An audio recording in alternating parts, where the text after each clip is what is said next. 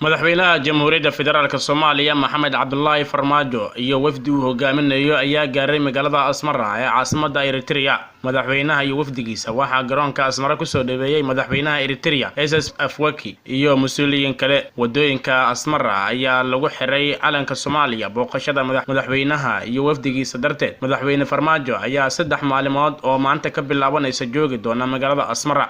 boqolaal dad ah oo luxaya calamada labada dal iyo sawirka madaxweyne Farmaajo ayaa jooga hareeraha wadooyinka Asmara. labada madaxweyne waxa ay ka wada hadli doonaan xiriirka labada dal, iskaashiga iyo xasiloonida gobolka. waa markii ugu horeysay ee madaxweyne Soomaaliyeed oo booqdo Eritrea tan iyo markii uu dalkaasi madaxbanaanidiisa ka qaatay Ethiopia sanadkii 1994. wasaaradda arrimaha dibadda dalka Turkiga ayaa maalinimadii Khamiistii ahayd cambaaraysay weerarkii ay Xabitiyiinta Yemen ku qaadeen markab shidaal oo laga leeyahay dalka Sacuudiga. waxaan cambaaraynaynaa weerarkii lagu qaaday 2 markab shidaal oo laga leeyahay Sacuudi Carabiya kuwaasoo marayay marinka Babel Mandeb ayaa lagu yiri warka ka soo baxay wasaaradda arrimaha dibadda ee dalka Turkiga. waxaan ku baaqaynaa in la joojiyo tillaabooyinka noocaas ah oo qatar gelinaya amniga badda, waxaana laga yaabaa in ay sii kordhiso xiisadaha hadda ka jirta gobolka, ayay wasaaraddu raacisay.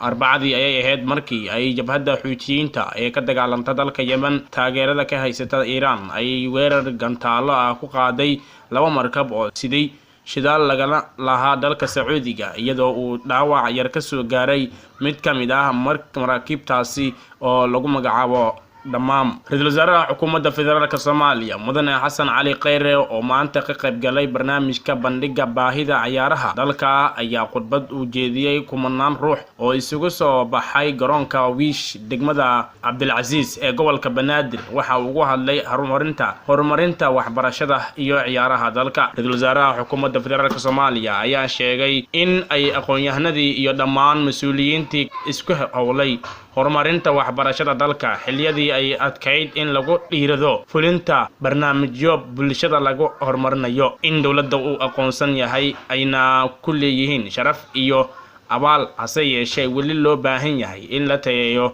waxbarashada dalka. cid walba oo ka soo shaqaysay waxbarashada Soomaaliyeed waqtigii ay ugu dhibka badneyd waxa aan u haynaa sharaf iyo abaal. dalkiinana waxa aad ku leedihiin karaamo. kuwa shahadooyinka ka soo qaatay iyo kuwa hadda dhiganaya waxa aan idin sheegaynaa in dawladdiinu idin aqoonsan tahay. wasaaradda waxbarashada iyo jaamacadaha dalka waxa laga doonayaa in ay sii horumariyaan tayada waxbarashada waddanka si aan ula tartamo dunida inteeda kale, ayuu yiri Ra'iisul Wasaare Xasan Cali Kheyre.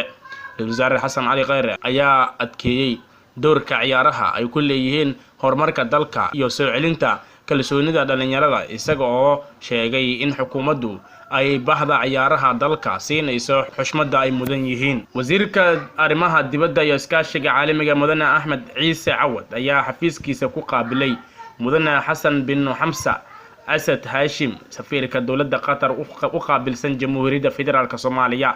safiirka Qatar ayaa gudbiyay salaan uu ka sayday wasiirka uu ka socotay wasiir Axmed Cawad, halka wasiirka arrimaha dibadda Soomaaliya salaan u diray wiilkiisa Sheekh Axmed Maxamed.